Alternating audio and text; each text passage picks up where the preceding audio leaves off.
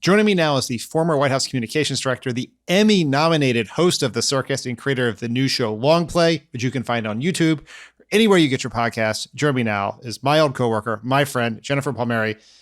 How are you? I'm good. I'm psyched. I'm so psyched that this is that we're actually doing the show and now it's also out in the world and people know about it. It's very exciting. On Monday.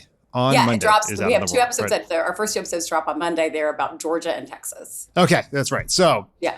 this is a 6-part series on how Democrats win back power in the South. I'm impressed you can do this in 6 parts. It seems like quite a task.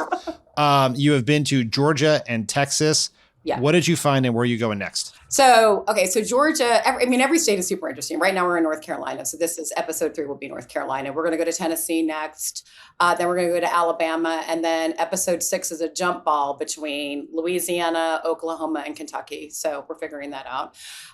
Does the Oklahoma count as the South? It does. It is. I mean, Okay. I looked it up in whatever, I think it's MSAs. I mean, do you remember that? Like metropolitan statistical areas. It is. Yep. Yeah. It is classified as part of the South. I think they consider themselves pretty Western, but I just find it an interesting place. There's interesting Republican leaders there. Mayor David Holt from Oklahoma City, Governor Stitt's kind of interesting guy. So we'll see. So let me start with Georgia, because what's fascinating about that place is why it is different from all other southern states and why it became a belt. I'm in North Carolina right now, right? And why did Georgia flip first? Why did Georgia flip before North Carolina? I think we're both old enough to have when we thought North Carolina would be the one, right? Yeah. Hillary lost Georgia by 5 points, and then Biden won. Hillary lost North Carolina by 1 point something points, and Trump came back and won in 20. He won in 24, and I think and what you learn with Georgia is intention matters. That state, there was decisions made in Atlanta 50 years ago at the end of Jim Crow, beginning of civil rights, by a white mayor, Mayor Hartsfield, that Atlanta was going to be the city too busy to hate. That was partly an economic reason, right? Because racism is bad for business.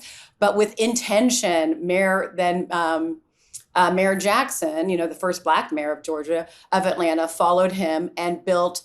That's why Hartsfield is so huge, the airport, because they wanted it to sustain a Black middle class. Georgia is the state that it was the heart of the Confederacy. It was the heart of the civil rights movement. And just as, 50 years ago, the civil rights leaders had to come together to make change in Georgia, so did Black Voters Matter. So did Stacey Abrams. They didn't, because Dan, remember in Georgia 10 years ago or so, it was let's run conservative Democrats in the Zell Miller, sort of mold, right? The kind of almost Republican, and most of the Republican governors of Georgia, by the way, were former Democrats. And then Stacey Abrams is no, we're going to do something different. We're going to build a different electorate. We're going to change the electorate. You have Senator John Ossoff, Senator Raphael Warnock. They are running different kinds of campaigns, and they won in very tough years. Warnock won again in 22. John Ossoff is it's in good shape right now. But it mattered what happened 50 years ago, and that decisions that were made in Atlanta that are different than decisions that were made in Birmingham, different than decisions that were made in Raleigh, North Carolina. So that reverberate today. And so you just get a sense of, and then of course, moving with intention now and trying to do things differently in Georgia, it matters. And that's sort of the inspiring part is if people come together and try to make change and they're smart and consistent about it, you can do it. And so let's talk about Texas. Super interesting. Yeah. So I spent a lot of time in Texas in 2018, as many people did. For we Beto. did a bunch of events with Beto, watching that race. Democrats got their hopes up there. This was a state where it's the one state, I believe, that Hillary Clinton outperformed Barack Obama from 2012 was Texas, and she did so somewhat substantially. In 2018 looked good, and then it snapped back in 20, snapped back further in 2024, seemed to be moving much redder. Democrats are pretty optimistic about James Tallarico this time. What did you find in the state? I was I was a little skeptical of Tallarico coming into the state, and I left with a different view. I think faith is a very big deal that Democrats discount too much in the South. I think there are big structural reasons of why Democrats and Black voters are disenfranchised in the South, and that was sort of the impetus for this series to understand all of that. But also, there's a big cultural disconnect. What was amazing about, and I did feel this in Georgia and also in North Carolina, it's like, I'm not saying Tallarico is necessarily going to win, but it feels more fluid. I think as we're sort of the tail end of Trump's popularity, and since he was not an ideological conservative, it's more of a jump ball for them, right? So, for example, we went to Tarrant County. I interviewed Taylor Remmett, who's the state senator that flipped a Trump seat earlier this year because they had an open open seat. And he was basically like, look, I'm a machinist that just knocks on people's doors and, meets them where they are. And they understand like who I am, when I come from. I don't associate with the Democratic Party, national and local level. And they know that they can rely on me. The other thing that happened was we interviewed PTA moms in Tarrant County, right? So Tarrant's Fort Worth, it's the big swing. It's the swing of the swings in Texas, particularly this year. These are 3 Republican women. One was like a never Trump Republican. The other 2 identify themselves as evangelical Christian conservatives. And they are not just voting, they're just not like sitting out, not just voting for Governor Abbott for reelection. And they're not just not voting for Ken Paxton. They are voting for James Tallarico and Gina Hinojosa because they're so upset about, wait for it, the MAGA takeover of their school districts. So like there was it's so interesting, Dan, because it's like the clap back to Glenn Youngkin and Loudoun County and critical race theory and all of that in 21 and in the 22 midterms. And what one of these moms said is her child was an infant during COVID. And she said, I heard about critical race theory. She's like, I was concerned about it because I don't want any children to feel like they're not equal or victimized. I heard that boys were going into girls' bathrooms and boys are playing sports. She's like, so I voted for this MAGA school board candidate. And then she said, my son goes to school and I come to find out they're not teaching critical race theory. They're just teaching normal history. And, we need to know the good and the bad parts of history.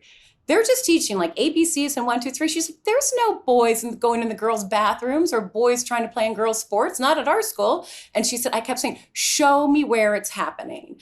And so then I came back to her and I said, well, you're saying you're going to vote for Tallarico, but what about like Jimmy Six Genders that Ken Paxton throws at him? And what about Low T Tallarico? And they're like, we're tired of that. We're tired of that. So if that's breaking down, if people feel, she said, I feel duped now. So I think a lot of times we can hear MAGA voters and think they're wrong, but not understand that they're saying what they believe to be true. And once these women found out that that was not true, and they're super frustrated, they liked the dual language programs. They liked the DEI programs that are in their school because it gave their kids more opportunity. So I'm like, if these women are voting for James Tallarico, that's a different deal. But also, sort of more importantly for the democracy, it felt like people questioning things more and being more open. Were there things that not just the absence of all the things they said were happening in school districts, but were there things the MAGA school board was doing in the schools, whether it was, book banning, changing how the history curriculum that they were reacting to as well? Yeah, it was book banning. They hated that. Interestingly, both of these women who were evangelical Christians said, I don't want the 10 Commandments taught in school. That is not what school is there for. She said, I do that. I do this at home. And I think that, and they also didn't they had, I guess, very aggressive and good dual language programs so that from a young age, English speaking students are being taught Spanish, and they're going to come out of that school district fluent, and they got rid of all of that. And then there was a, confusing takeover where the state started closing schools as well. And that happened too. And of course, it's also this sort of state takeover is also very antithetical to the, what we think of as traditional Republican ideology. And that rubbed them the wrong way as well. He's not, Trump is not popular there. We also, fascinating, Mitch Landrieu spoke with 2 Hispanic small business owners who had both, they have a construction company. They had both voted for Trump. They were very patriotic, voted for him for the economy, and they're going to vote for Democrats now too, because the way he's corrupted immigration enforcement, has handicapped their business. And also it's really, and Gina Hinojosa brought this up too, it seems it's really struck a chord with Hispanics in Texas, their patriotic pride. They're really proud to be American. They think they've worked really hard for that. They're culturally conservative, and it's an insult to them when when everyone is rounded up, when no one, whether you're here with documentation or not, is treated as the same. Super interesting place. Yeah, I mean, I'm very fascinated by Texas. It's, I don't want to get my hopes up for it, but there's a convergence here between the kind of Republican Paxton is, the kind of Democrat Tallarico is, the dramatic this is the dramatic shift in the Latino vote, which is happening to Trump across the country, but it happened. This is, I mean, if he's going to pay a price for it, it is in Texas more than almost anywhere else in the country. 53% of Hispanic men in Texas voted for him in 24, I think. A big jump. It was like a 15 point jump from 20, but that feels tough now. I mean, Texas is still super conservative. It's, just to remind everyone, it's not all Austin and Houston. It's places like Tyler. It's, places like Laredo. We went to Laredo, which was super cool.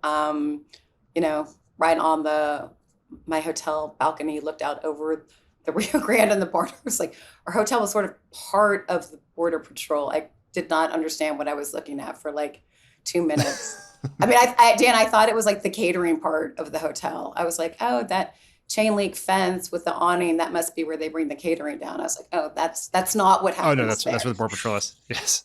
Right. Democrats are going to have to do better in the South, particularly when as the electoral map is going to change after the 2032 census. The blue wall will be insufficient to win the presidency in and of itself, as Pennsylvania and Wisconsin potentially lose electoral votes and Texas and Florida gain them. So there's Georgia and North Carolina, where Georgia is battleground state. North Carolina is a battleground state, but as you point out, it's one that we've struggled with at the presidential level, although have won we've run 3 statewide governor's races there. We run a few statewide races last time. Is there another southern state that you look at that could be the next one to go? Like, is there a Georgia in the making out there somewhere? I think it's a long way off, but people point to Alabama as that state. Because of the size of the Black population? Because of the size. I mean, here's the thing with Mississippi and Alabama, right? That it is, I think Georgia probably has the 3rd highest per capita percentage Black voters. Yep. Mississippi and Alabama have the highest. They're about 39%. But what's happening, and they just have not been, and I was born in Mississippi. I lived in Mississippi and South Carolina until I was 11. So I kind of, I love this part of the region. It would kill me, Dan, how we just, as Democrats, I left and I never had a reason to go back, because even for work, right? Because we just, it's like, well, this is what happens when you ignore a region. And the thing with Alabama is there's a high percentage of Black voters. There's just a lot happening there. Huntsville is a big, NASA is there. There's a lot of research there. There's people moving to Huntsville. I think it's like the 2nd fastest growing city in the South. It's diverse. So kind of the way that the Research Triangle in North Carolina attracted new kinds of voters, Huntsville is doing that. And then Birmingham is really growing economically, but also you're starting to see new kinds of Democratic infrastructure come into Birmingham. So Doug Jones is running for governor there, former Democratic United States Senator. We're going to go. I'm super psyched to go to Alabama because, you just don't hear it. Really interesting culture too, interesting music. Music's a big part of the show too. So that people are moving with a little more intention in Alabama, but it's away. Tennessee is kind of I feel like Tennessee is another place that with focus could change. There's a lot of people that are pretty, really angry at the way they've just, I think after this election that there will probably not be a Democratic member of the House representing Tennessee anymore. Right. They gerrymandered Jim Cooper out a few years ago, and now they're gerrymandering the last standing Democrat, and it will be 9-0. And then the expectation is come next year, they will gerrymander the state legislature as well. And the resentment there is building up. But you got to get better candidates. As we are having this conversation, the DNC Rules and Bylaws Committee is meeting about what the presidential calendar is going to look like. John and I talked earlier in the show a lot about it. But one of the things that some people think is very important is that there's a southern state in there, and maybe two southern states, South Carolina being one, and then possibly either North Carolina, Virginia, or possibly Georgia, although as John and I discussed, you need the governor to change the law to move the primary, which, is possible. You need the governor and the legislature, which could be an impediment there. Do you think that having the Democratic presidential primary take place in the South would be a net positive or a net negative for impressions of the Democratic Party in the South and our ability to win a general election? I think it's better. I think, first of all, I think Democrats would learn the South more, right? Which I think is really important. And, I think if you look at the stereotype of a Christian conservative mother who's Republican and voted for Trump 3 times and Greg Abbott 3 times, you probably didn't imagine that she didn't want the 10 Commandments taught in school and that she wanted her children to be taught Spanish and she did not want this kind of takeover of schools, right? So there's so many stereotypes that I feel like familiarity, our candidates in these states, and the staff, the infrastructure, Democratic infrastructure, happy to focus on the state too, I think is a net plus. But I can imagine some of the concerns that you and Fabs might have raised. Yeah, we didn't get too much into the long-term impact. The question we had was about, obviously we need the states to be representative of the party and the country, and you want the states to be. There's sort of a short term and a long term, right? With the short term is it's great if it's in a swing state because you do all this investment and in building infrastructure there. And then you can use that infrastructure in the general, which worked great in the years in which Iowa and New Hampshire were battleground states. Right. Yeah. Right. Iowa less so at the presidential level, New Hampshire sort of on the cusp there. But there is this argument for long term, which is if you actually had people investing in the state, you had a 2-year cycle or an 18-month cycle where people were organizing the state within an inch of his life, that could be, then you have the right demographic movement, you have the right political environment, you might actually, that's kind of get some investment in the state that could lead to some of the things you talked about in Georgia, at least on the progressive organizing side. I think that would really help in North Carolina in particular, because I think the problem in North Carolina is inattention to rural areas. And, I talked to some rural state lawmakers that represented some of the Black rural counties, and they're like, there's just, maybe if they heard something other than caricatures of Democrats, they would feel differently. So it is it's that kind of stuff that's killing Democrats. It's the national, particularly if you're running for a federal seat, whether it's in the House or the Senate, it's that's why North Carolina is sort of the inverse of Georgia, which is it can elect governors, but it can't elect senators. In Georgia, they elect senators, Democrats, but not governors. Although hopefully we'll be electing a Democratic senator in North Carolina this year. Because if we don't, we're in big trouble. If Roy Cooper's not winning, we're not taking the Senate. That looks good, but I would just say the thing that they're nervous about, the Cooper people are nervous about a couple of things. One, Michael Whatley, who's the Republican opponent, has not gone up on air yet. That may, he's not, so they're like, hey, we're at 48, his approval rating is 48%. I would like Roy Cooper's approval rating to be at 50%. It's not. Yep. And they haven't even gone after him yet. And then, it's just a tough state. And people aren't giving him as much money as other candidates because they think North Carolina's fine. So, but North Carolina has elected that guy a lot. I think 4 times as AG.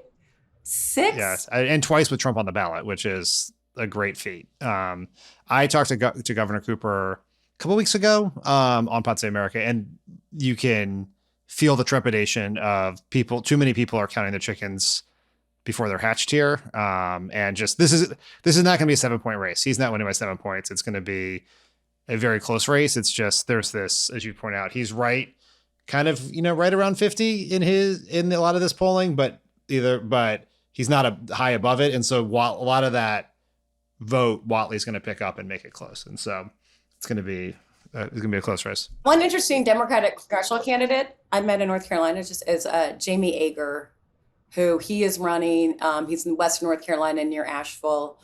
His grandfather was a congressman, but he does not feel political at all. He's a farmer.